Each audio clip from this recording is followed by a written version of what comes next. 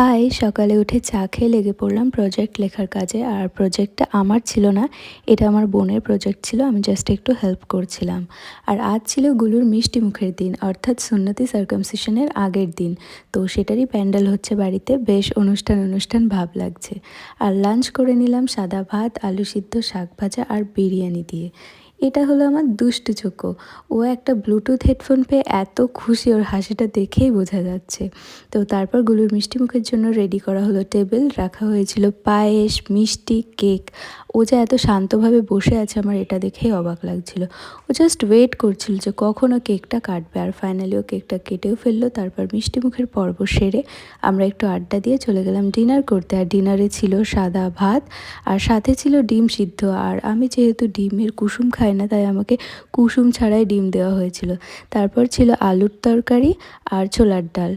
So that's it for today. See you in my next video.